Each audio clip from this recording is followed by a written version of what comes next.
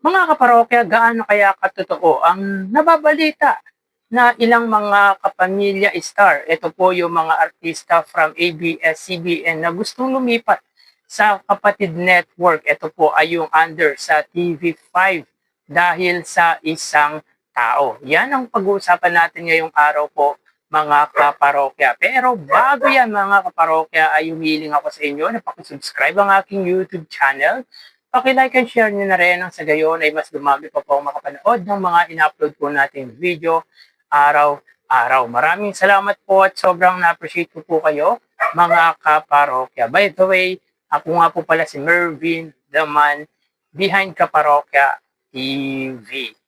Again, 3 araw na lang mga parokya or 2 days bago sumapit ang taong 2026. So ilang tulog na lang yan mga kaparokya. So mga kaparokya, umpisan po muna natin ang ating pag-uusapan sa congratulatory sapagkat nagwagi or naiuwi nga po ng Unkabogable Star Vice Ganda ang Best Actor sa katatapos lang po na MMFF Award or Metro Manila Film Festival Awards Night. Siya po ay kinilala bilang Best Actor sa kanyang pelikulang Call Me Mother. Kasama dito ni Vice Ganda mga kaparokya ay si Nadine Lustre kung saan ay humakot po ng award ang nasabing pelikula ni Vice Ganda at ni Nadine Lustre. Well mga kaparokya, ayon sa nababalita natin ay talagang pinipilahan niya po ang pelikulang Handog ni Vice Ganda at ni Nadine Lustre. So again, congratulations kay Vice Ganda for winning Best Actor sa katatapos lamang po na Metro Manila Film Festival. So talagang ira po talaga ito ng It's Showtime host. Samantala mga kaparokya, mukhang may pasabog ang It's Showtime para sa kanilang segment na tawag ng tanghalan na mag-celebrate nga po ng ika-10 taon. So yes, mga kaparokya, 10 years na po ang tawag ng tanghalan na isa nga po sa resident segment ng It's Showtime. So ano kaya ang pasabog na ito ng It's Showtime para sa tawag ng tanghalan? Malalaman natin yan mga kaparokya by 2026.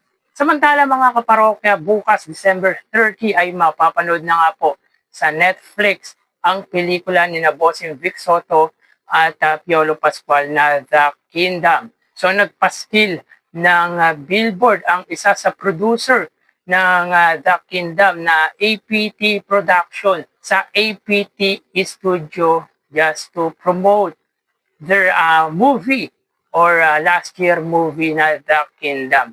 Kaya talagang makikita sa kahabaan ng Marcos Highway ang billboard ng The Kingdom na kung saan ay pinopromote nito yung movie ni na Bossing Vic Soto at Piolo Pascual na magiging available na nga po sa Netflix bukas. So sa mga meron pong Netflix or subscribers nga po ng nasabing application ay mapapanood na nga po ang The Kingdom ni na Bossing Vic Soto. At para sa akin mga kaparokya, nung last entry ng MMFF, ito po yung pinaka-the best movie na napanood natin sapagkat talagang ang gagaling ng mga gumanap dito at ang ganda ng istorya ng The Kingdom. Para sa akin mga kaparokya, ito po ang pinaka magandang movie last 2024. Maganda ang kwento at talagang very classic ang istorya ng pelikula nga po ni Bossing Vic Soto at Piolo Pascual. Ngayon hindi pa po ako nakakapanood ng movie na entry nga po ng MMFF sapagkat wala nga pong pelikula dyan si Bossing Vic Soto. Si Bossing Vic Soto lang naman po ang dahilan kung bakit nanood po tayo ng MMFF last 2024. So congrats kina Bossing Vic Soto at Piolo Pascual dahil starting tomorrow ay available na nga po ang The Kingdom sa Netflix. So panoorin po natin yan mga kaparokya. For sure, hindi po kayo magsisisi sapagkat napakaganda nga po ng pelikulang ito. Sa mga hindi po nakapanood sa sinihan, ay chance nyo na po mapanood ito sa Netflix. So mapunta tayo mga kaparokya sa ating main topic.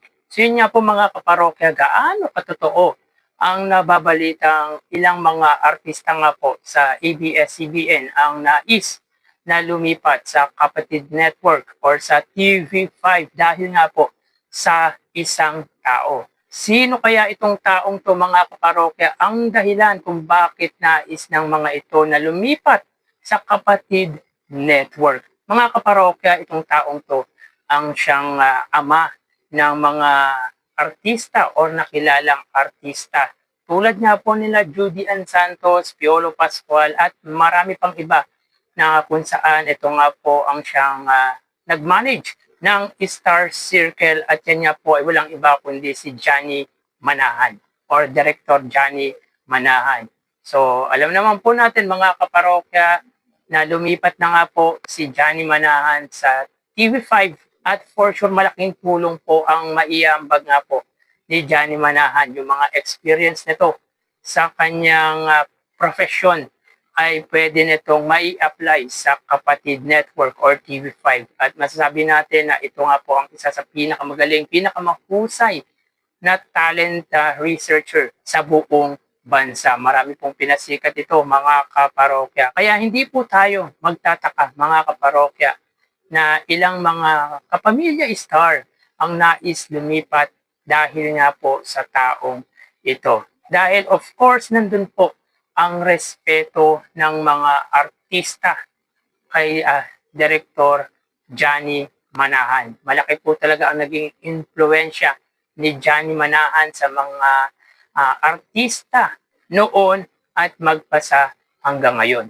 Kaya hindi na po tayo nagtataka kung bakit nais magsilipatan ng mga artistang ito. And yet, sino ba naman ang ayaw ng trabaho? Alam naman natin mga kaparokya na nagsara na nga po or sinara na nga po ng dating Pangulong Duterte ang ABS-CBN. Kumbaga, tinanggalan na nga po ng prangkisa ng dating Pangulo ang ABS-CBN na isa sa pinakamalaking TV network dito sa bansa. At sa tulong ng ABS-CBN at ni Sir Johnny Manahan ay talagang nakilala ang maraming artista dito. Talagang na-utilize ni Johnny Manahan ang lawak na meron niya po ang ABS-CBN dahilan kung bakit maraming sumikat na artista coming from ABS-CBN. Talagang nagamit ng husto ni Johnny Manahan ang lawak at yaman na meron ang ABS-CBN. So, yan ang isa sa dahilan kung bakit nandoon ang respeto ng mga ilang artista or karamihang artista dahil sa tulong po yan ni Sir Johnny Manahan. Kaya no doubt mga kaparokya na mayroong mga artista ang naisumunod kay Johnny Manahan sa TV5 dahil nga po sa respeto at sa loyalty ng mga ito sa nasabing direktor. Nandoon mga kaparokya yung respeto ng ibang artista sa ABS-CBN na mother station ng mga ito. Nga lang mga kaparokya, sino ba naman ang aayaw sa trabaho? Kailangan na kailangan ng trabaho ng ilang artista, lalo na kung wala naman pong pelikula or programa ang naibibigay sa kanila. Kaya kung ako man po, mga kaparokya, ang nasa kalagayan ng ibang artista at kung alam ko na makakatulong si Johnny Manahan sa akin, ay nanaisin ko na rin na sumama sa poder nito. So kayo mga parokya, naniniwala ba kayo sa write-ups na ito ng Kapamilya Scoop? Paki-comment naman po mga kaparokya ang patungkol niya po dito. Paano kung magkaroon nga po ng prangkisa or magkaroon muli ng prangkisa ang ABS-CBN? Kaya ng TV5 may pagsabayan sa GMA at sa ABS-CBN?